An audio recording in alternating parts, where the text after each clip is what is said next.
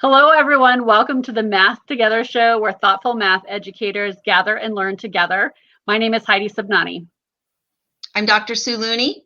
And I'm Molly Vokey. Thanks for being with us tonight. We are so excited tonight. We have Dr. Lou Matthews with us, and we are going to be talking about this really important question. How can we reimagine mathematics and mathematics teaching in ways that resonate with people, elevate the human condition, and see racial and social justice? So we are excited to tackle this question today. Absolutely. Yes. Such a big one. He really tackles like all of it, like the whole thing in mathematics. So this should be a great conversation, but please join the conversation if you'd like. We love it when people ask questions or make comments, tell us where you are, say hello, hit like, all of that stuff. Excellent. And currently, we just want to let you all know we're looking for a few more partners for going forward. What we do are we provide professional development to help schools and districts improve math instruction, to provide joyful and powerful math for everybody. So if that is of interest to you and you are looking for a partner in that journey, absolutely check out the website. We'd love to support you. And also, if you want some free resources, there's some on the website, and you can also jump on the mailing list, and it's super easy. You can grab your phone right now and you can text 22828 and then text Looney, and that'll get you right on that mailing list. And we send out twice a month all kinds of support and opportunities just to sort of walk this walk with you. So if that sounds interesting, certainly check us out. Excellent. Well, I have the honor of introducing our guest today, Dr. Lou Matthews. And if you're not following him already on Twitter, make sure that you're doing that. His Twitter handle is there. And so I'm just going to get into that. Dr. Lou is currently the Director of Mathematics and Science at the Urban Teachers, and he is founder and CEO of Inspire Math. And we're going to put that website up in just a little bit as well. You definitely want to check that out. Yes. Dr. Lou has been spreading mathematics inspiration as a speaker, math educator, and leader, and content creator throughout the US, Caribbean, Africa, and Bermuda. He is an author, and he has most recently created Pie Before Dinner, which is a fantastic show that you can watch during the week. This is a growing organic Facebook community and weekly mathematics podcast and website. There is also the website, as I said, Pie, as in P-I, beforedinner.com for parents and teachers focused on creating spaces that amplify and illuminate the voices and images of Black children, families, and community. Dr. Lou Matthews is a leading mathematics commentator on social media and focuses on the issues of mathematics, racial equality, and justice. And we are so thankful that he is joining us today. Hi there. Welcome. Hello, everyone. How are you? We're doing well. Good, we are doing well. We're so happy that you're here. And we always start with the same question because it gives our viewers a chance to know our guests. And so we always start with, what is your why? How did you get to be where you are? Wow. You started out with a very loaded question. Yeah. It's interesting because I was just thinking about this. Someone had shared with me a slogan of a business that they had, and they said, "This is my why." And I wrote back to him. I said, "I love your why." And then I said, "Why you?" And then I said, "Why you now?" Right. And so when I think about my why, it's tied into those other questions. Why you? Why you now? I remember walking the halls of a school in Bermuda. I was a high school mathematics teacher, and I was so frustrated because I would go to school during the daytime, and then I would go home and have to deal with my community and engage in my community. And I always wondered, why are the kids in my community, why am I so free engaging them in the community? And then in school, there's such a barrier. I felt so constrained. And I remember walking the halls and asking myself and looking up at the sky, what, there has to be a better way. There has to be something better than this. And that spurred me to go to Illinois State and get my PhD in mathematics ed.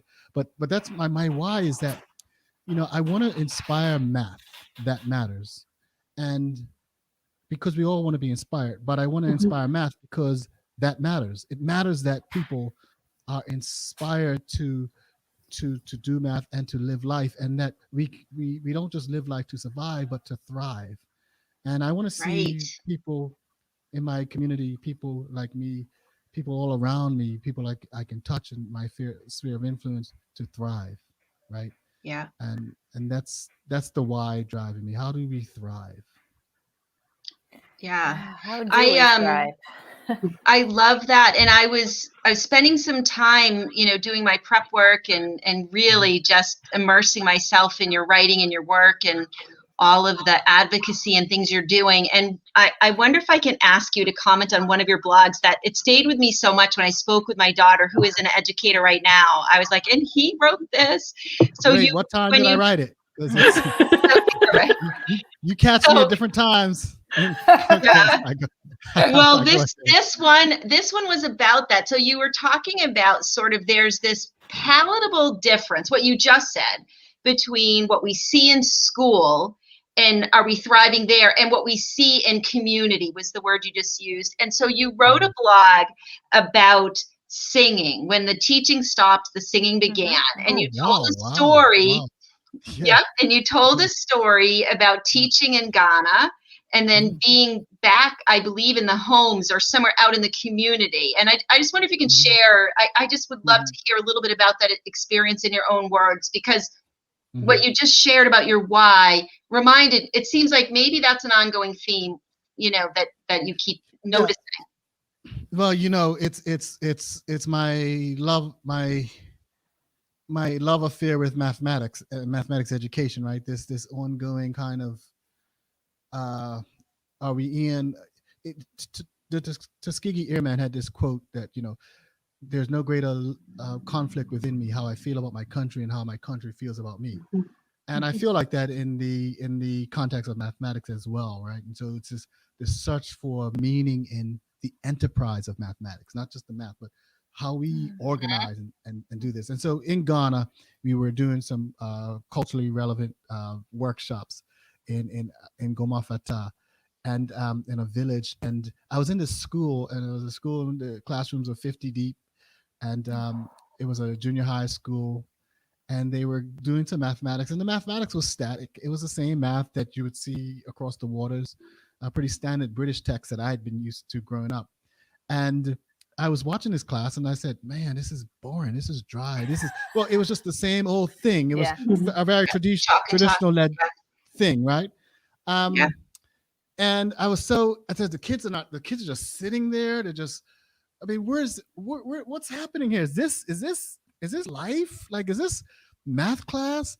Is this, what are they getting out of this? Right. And I didn't see much. They were forced to speak in English. They had to speak in English and not their native tree. Okay. But when I went back to their homes, we would play these games at night. They would assemble. The students from school would come and assemble at the house I was staying at, and they would play games like Scrabble and stuff. And I would see them in the games totally switch, do something very different. They would start to talk, and to talk in tree. So they would share their thinking and talk, and really have these intellectual back and forth with each other and with me about Scrabble, about the simplest thing in Scrabble. I'm like, right. Wow, what is happening there? And then at one point they surrounded me and they started singing. And it was just such an amazing experience, because when the teaching stopped, and that was the name of the blog, when the teaching, when they got out of the school, when they got out of the classroom, they opened up intellectually and socially and spiritually. And that was when I realized that if we're gonna really think deeply about culturally relevant pedagogy, we're gonna have to rid ourselves of the structure we've been trained in. We're gonna have to really question the structure of the classroom, the schooling, the order of things. So back to that question. Remember, you said even the traditional chalk and talk. We all learned that that's bad. That's that. Yeah. But Gloria Ladson Billings, once said that she can't characterize that as bad because she was in some classrooms where she saw some traditional teaching, and we were getting the cultural competency, academic excellence, and the critical consciousness. And I started to think about what I saw in Ghana, and I would see this guy talking and talking, but he was singing. He would say, and so we take the square root of 4, which is this, and this is this, and this is this. Are you okay? And the class would go, yes. Are you okay? Yeah. And then we go, and we do this, and we do this, and we do this, and we do this, and we do this. Yeah, this okay? rhythm. Yes. Are you okay? Yes. And I realized, listen, I wasn't trained for this. There was nothing in my training that prepared me for what I saw. What he was doing was checking in mentally. He was talking and talking, yes, but he was doing mental therapy. He was, are you okay? Yes. Yeah. And waited for the class. Yes. Are you okay? Yes. And this is a classroom of 50 Right. students. Imagine that. Right. And it was just an amazing experience. It's about rewriting it. Am I willing to rethink the structure of what I've been taught about mathematics and mathematics teaching and learning to really experience what's humanly possible? I think that that this has come up several times on this show with different people. I think that mathematics needs to be redefined. Like all of the things that you said is the current definition of what mathematics seems to be the most popular belief about mathematics, right? And so many people would love for it to be redefined, I think, but then they fight against that. Why are you teaching this way? Why do we have to do so many steps when we can do it faster? But I think that the whole definition of mathematics needs to be, revamped, the whole view of it entirely.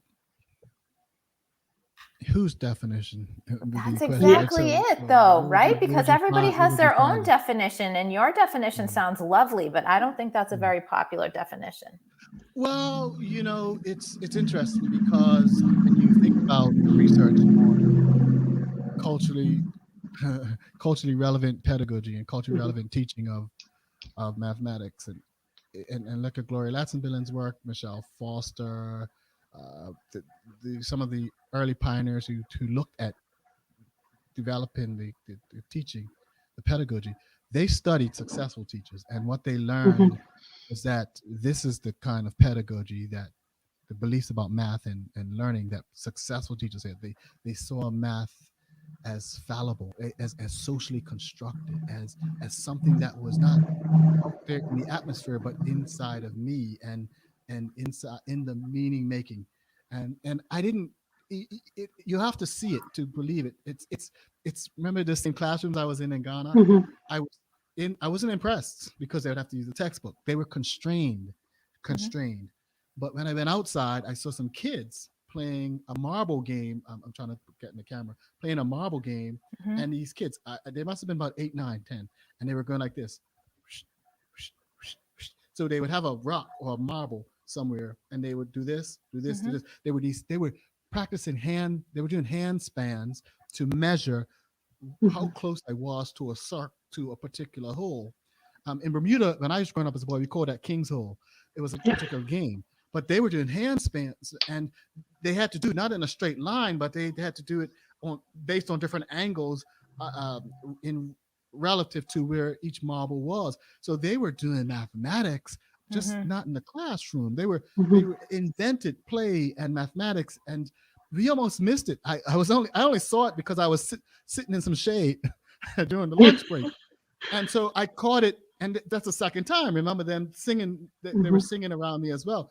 I was catching mathematics, real mathematics, right, on the off break, and so we can, right? And one of the things I tell people, one of the things I share is that if you want to do culturally relevant pedagogy, you're gonna have to do these 3 things. The biggest thing you're gonna have to do is change your definition. Choose your definition, because there's no law that says you have to believe math is this way or that way. You can choose to believe that mathematics is the product of everyone and that we're all creators of math. You can choose to believe that I can find the most beautiful mathematics in the lives of human beings, in the lives of children, and in their communities. See, that's a total different. If if you're armed with that kind of thinking, then as you're teaching, you're constantly searching for ways in which they make mathematics themselves. It's the who before the what. And in mathematics ed that we know, we were trained. I was trained by some of the sharpest minds in math, but I was miseducated to some extent because I was taught that the what, the content, was more important than the who. In fact, we celebrate a whole day around that, right? March 14, Pi Day, just a freaking number, right? It's coming up. I hope you like that. It's freaking kind number. of a cool. It's kind of a special number, though. It's kind of a special one. It's not like 6. I hope you're having pie before dinner, so you better. That's right. That's right. So, you know. Well, I think you were starting to get into what you wrote about. Another one you wrote were the 3 keys of culturally relevant teaching. So we'll let you get back to them. And so the first one is, Molly, you played right into that, right? Because the first one is to redefine, and we want to bring in that humanity. But I think all of this swirls around our answer to the key question. So whatever direction this wants to go, but our key question is, how do we reimagine mathematics, which has been a theme. That was a theme with Dr. Christopher Child sharing up the latest NCTM regional and asking that of the opening panel.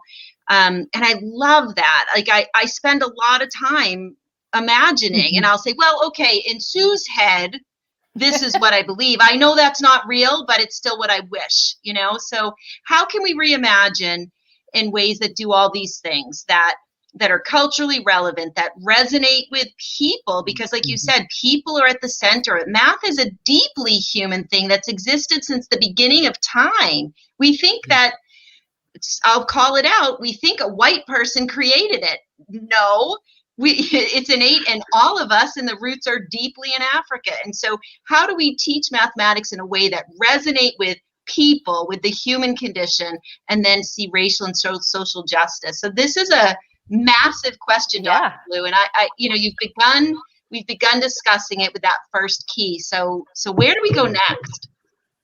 Yeah, so I think I think most of my work today begins and ends with people, right? So I start with people, with who, and I think that's a massive reordering when I think about people and the human experience and the human condition. Who people are, how they live, and how they want to thrive. I start there. And that's the work of Mathematics Future. So we're not only thinking about the history of math, but let's start with the history. The history of the first thing, if you're going to reimagine math, then the first thing you have to humbly understand is that the history of math that we know today, that culminates in school math, is a major distortion of mathematics. Correct. We know that there's no linear line from the Greeks to today. We know that there's circles, there's back and forth with the Greeks will point directly to Africa and say, listen, this is where we got our stuff. This is what we learned. There was India, we owe base 10. Even through the Dark Ages, when we were all taught that there was no knowledge transmission in the space because of this and that, we know that the Islamic community were messing around with algebra, right? Just white people who were at that issue at that time. Just white people were not learning. Everybody else. Well, they were fixing to control the space of knowledge transmission, particularly others as well. That's true. But so the Mayans, if you look at the Mayans and the male and female triangles and the concept of zero and the people on the other side, there's so many interesting concepts when you look at the Yoruba people and their counting methods. So many counting methods that came out of Africa, but the Yoruba had counting methods that were more sophisticated than we have today. So they had base 20. They had combinations of base 20. They would count from 1 to 15, right? They would say 1, 2, 3, 4, 5, 6, 7, 8, 9, 10 in their language. And then 11, be 10 plus 10 and 1, 10 and 2, 10. When they got to 15, they would say 5 from 20 and 4 from 20. So they switched up. So they had this system of counting that had multiple bases. And it was more sophisticated. But the distortion is, I was always taught that African systems were more primitive. And so this idea of modern mathematics is Right. is a slight distortion. Well, not a slight, but a big distortion Major. of the history. The history of math is multicultural in nature, multifaceted, and it's beautiful. And it starts with people. Yes. There was a group of Yes. people on the Lake Edward, I believe. I forget what country Lake Edward. That's not the African name of it, but the Ashango bone that was found. This group of people had these notches on the bone, and it's a bone of notches. And until they looked at it and said, "Wait a minute, this thing looks like base 20," and they have groupings for the prime numbers, and so we're looking at these communities that we just didn't understand, but have these really sophisticated ways of doing math. So that's the first thing, is to understand that the progression of math there's always been beautiful math done by people. And it's never stopped. And the people in front of me are capable of beautiful mathematics. And it's not finished, because ordinary people are capable of creating mathematics. We think of mathematics and we almost foster an element of elitism, because we think of Black History Month. I want to show you mathematicians, and I want to show you elite. Even as we celebrate people, we think of elitism, and math. We only want to talk about mathematicians, and we have to really think that are mathematicians the only ones that create math and do math? And what if I thought, Heidi, that math could be created by anybody? That's a big shift.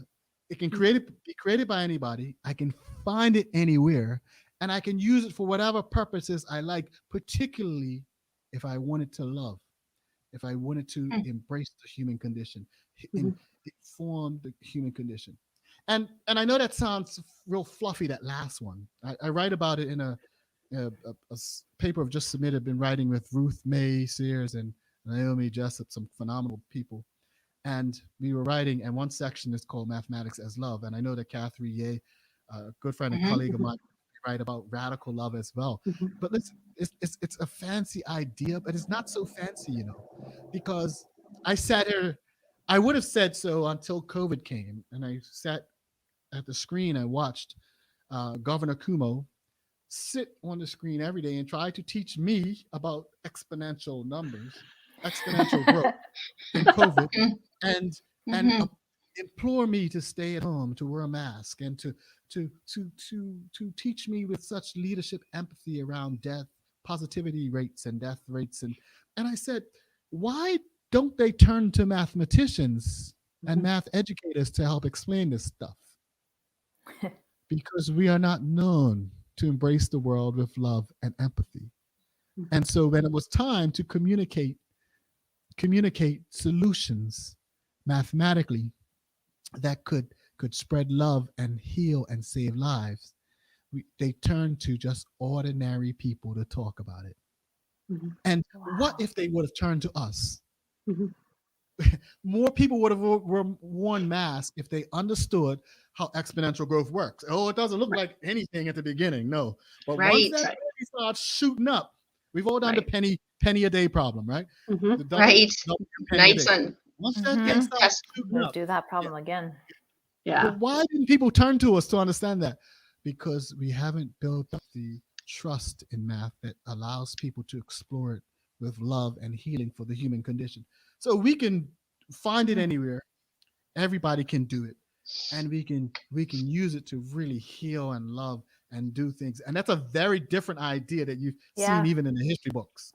No, that's a totally different perspective. And I think that since we started doing this show, I think we've been kind of inching kind of towards that. But the idea that everyone can create math, that's not what people say typically. People say everyone can do math. But that implies that the math is already created and they can just do it, right? Well, yeah. And I feel like your message is so much more of humanistic. Is that the right word? I don't know, but I love it. Yeah, and I think. Yeah. No. But, sorry, go ahead. Yeah, no, but like thinking about that idea of who we create and So we go back. So it's you're right. It's Black History Month. So we highlight exceptionalism within, but there have been so many other exceptional people who will never make that list. And part of the problem is we haven't highlighted exceptional people in communities of color for many years to begin with. So at all. So that's like, so we consider it, a baby step towards, like, we can then highlight, so like, Asian American month is coming up. So we're going to highlight Asian American Indians and so I expect, and my husband's always like, oh, there's not that many of you out there. So it's that piece, but we're not highlighting the contributions and the creation of mathematics in everyday communities of color in that same way. Which is anti-historical. See, in the history of math, people will always create.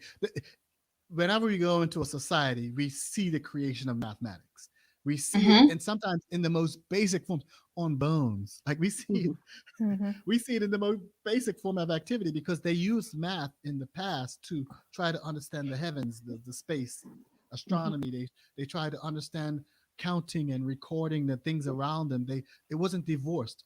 It was this Eurocentric idea that tries to look at math as divorced from human beings in the abstract. This obsession with pi, the abstract, and it, because they couldn't understand how the Mayans, they didn't want to delve into Mayan society and African society. In fact, wanted to rather demonize the societies. So they would not try to understand their mathematics or highlight their mathematics.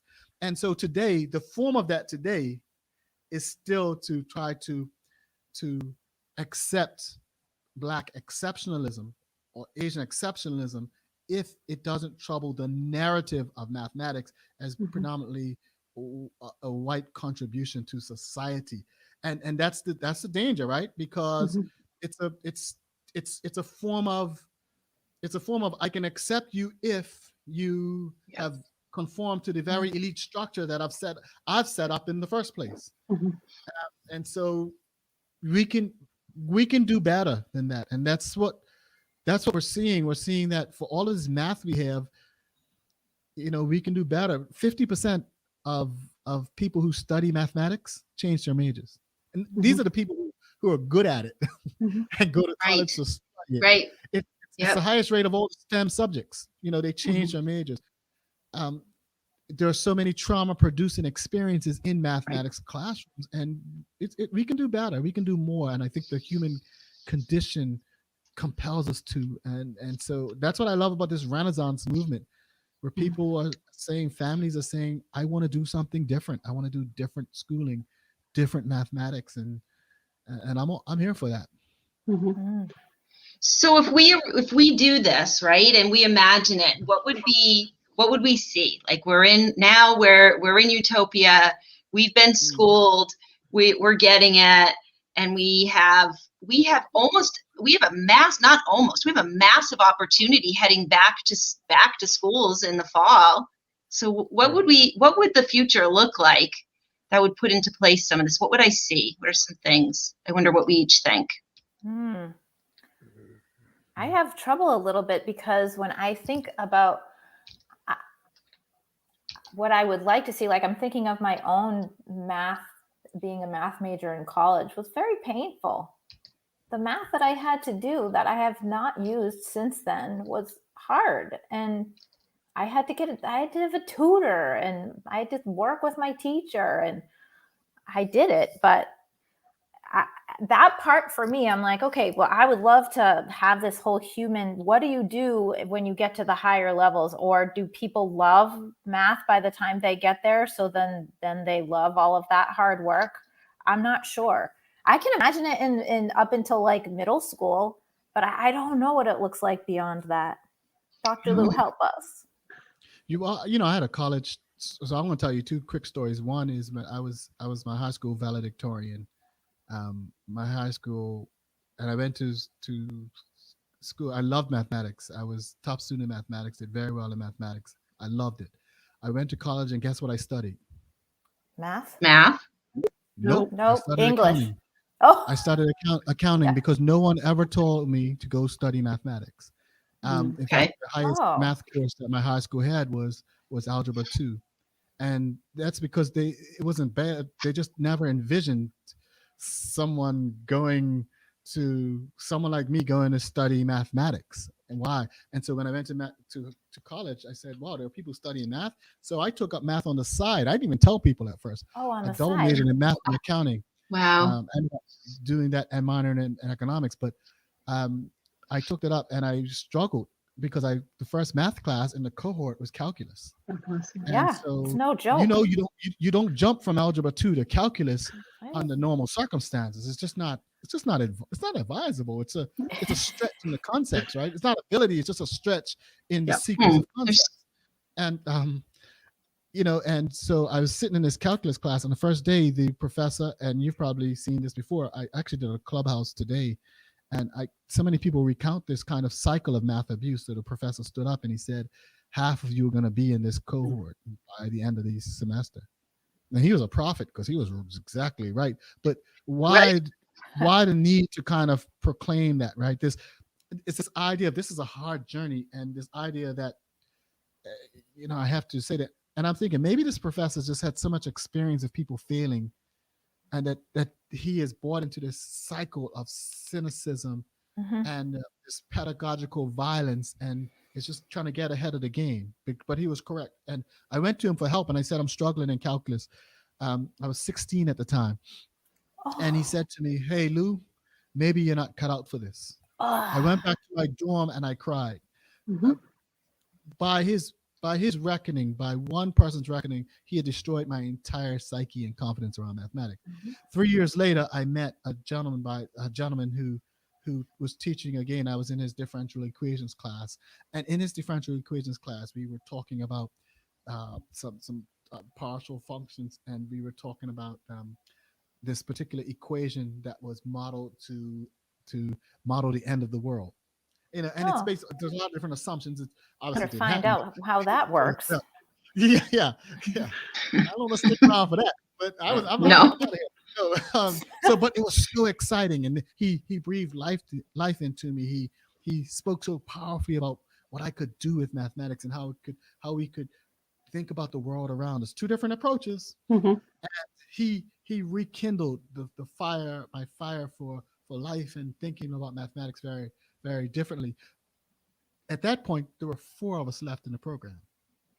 Yeah, from Wow. a cohort of 25 people. Wow. So we So along bleak. this hard road of demoralizing math Mhm. abuse, I met one professor who, to your point, Molly, used problems that were related that helped me connect to my world to Yes. rekindle my fire. Yeah. And so the basis of this would be, we're going to have to trouble our content in ways we haven't before. Mm. But the sticky point is, all of our work is so bound up by these 3 major forces: the textbook companies, Yep. technology companies, the journals, and the mathematics organizations. So when you think of NCTM and SCSM, you think about the journals, JRME, and you think about the calculator companies, textbook companies. That's a massive machine. And so for that to happen, we're going to have this parent revolution, this people revolution that says, I want to different content. And to do that, we're going to have more websites that have more people of color front and center on them, that are loving and embracing math, not just working on deficits, right? So when you look at these That's right. websites and they're color, they're working on Yes. deficits, but people are Yeah. making money. To do differently, we're going to have That's have right.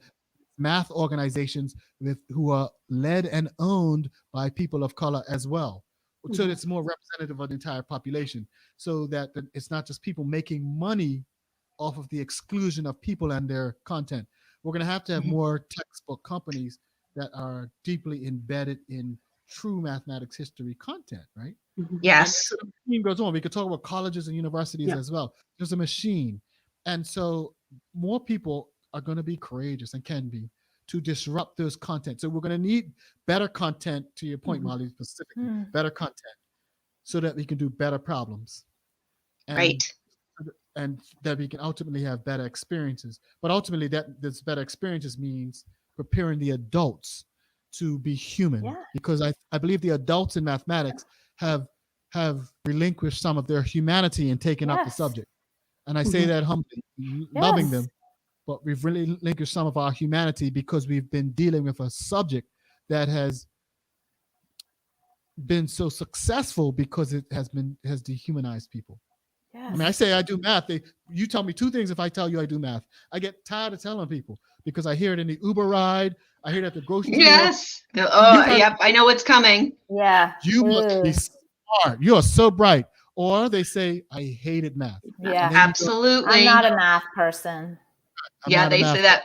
Mhm. Yeah. Yeah. And that's We've been traumatized. Yeah. Yes. It's so dehumanizing. So we've lost collectively. We've given up on some of our humanity, and the Yeah. goal is how do we gain that back? And we gain that Mhm. back by taking an introspective look at ourselves and doing differently.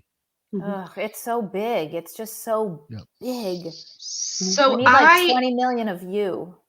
yes. Yeah. Well, That's big. yes, we need a revolution. But I was thinking, one of our good friends is Sunil Singh, and he's working with Amplify, and Yes. he's Think of building it, in too. the component of history Yes. into the textbook that's coming. But for me, I can see it. I feel like a crazy person. I feel like I've always seen it. I have always been drawn towards math, and I was also traumatized and told girls don't do it, right? Yeah. However, I think we pull in storytelling and we tell the stories of people and we put that front and center, and then the mathematics, it is there. It's in our DNA, it's in our roots, it's in our belief system. We are born as mathematical humans. So I imagine as storytelling playing a very central role. What is the story, and what is the question that you want to ask? And then we all go in multiple directions. It's not linear, right? And that's when I get going on my Reimagine journey. But And I think I don't know. It's going to take a lot. Yeah, we have to take within math education right now. I think, well, and in education in general, everyone is so tired and worn from this last year. Sometimes I feel like these opportunities of what could have been this year in education, right? What we could have done differently, because in the midst of a horrible situation, we have also been given the opportunity to do things different. But so much of what has happened has remained the same. And that's, I think, the fear of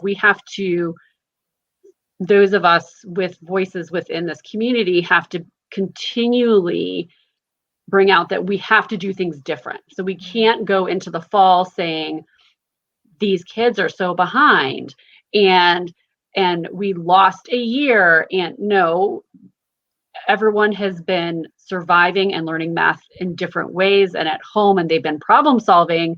8-year-old kids know how to mute and unmute themselves and log into Zoom and remember multiple passwords. And that's a different form of problem solving. Yeah, right. Yeah, too much.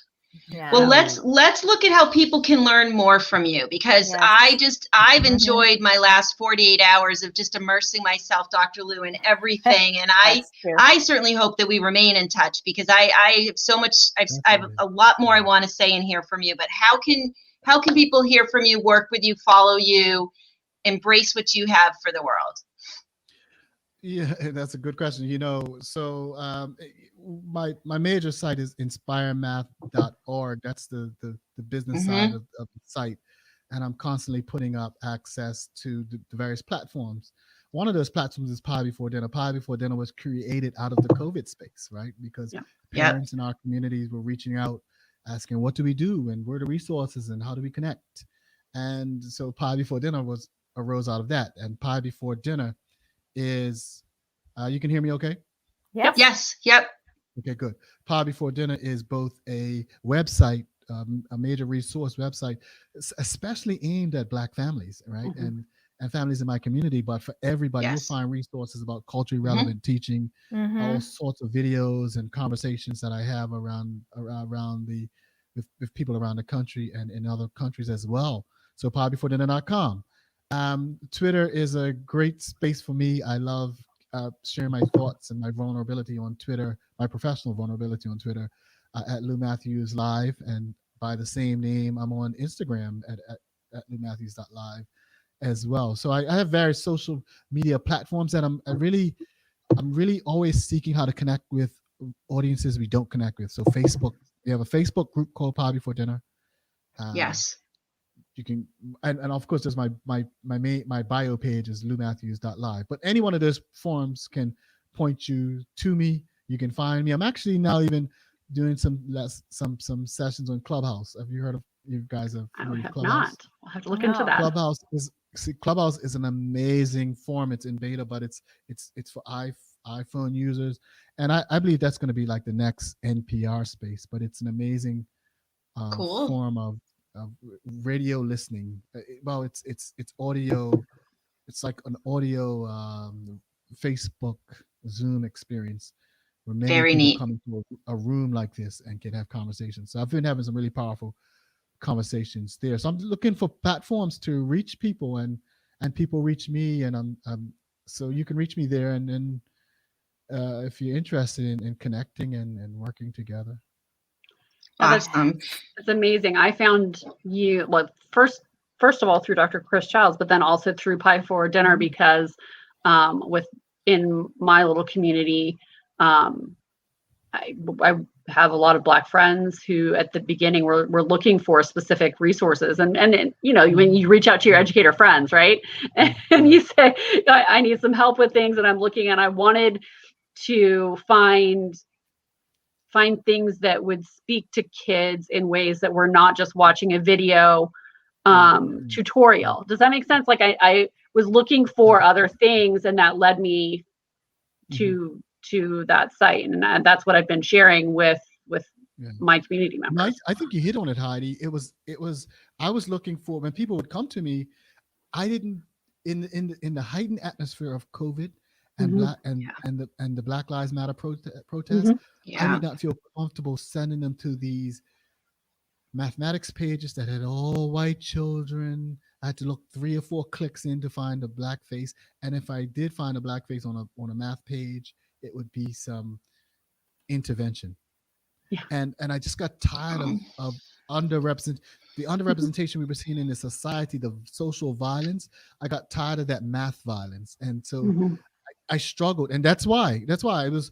I just want to see a place in mathematics where people like me, where you, all of us, we thrive. Absolutely. I want to live in that world that you describe. I hope it happens because it's wonderful. One person at a time and one step at a time. And I have faith, and we're here to support and further that messaging as best we can from our platform as well. You know, we see it. Sue, can I say there's one thing that you're doing? There's one method that we're doing that I like, and it's actually mirroring how the virus worked. The virus, we're recognizing that the virus did not move along the true path of a exponential function. It moved along a series of clusters exponentially, right? So these a series of exponential clusters, right, that made up this graph. So there were these events. You go to a party, and all around the country, gotcha, cluster events. And that's an example of what Pie Before Dinner is doing. That's an example of what you're doing. You are clustering. You are forming a community.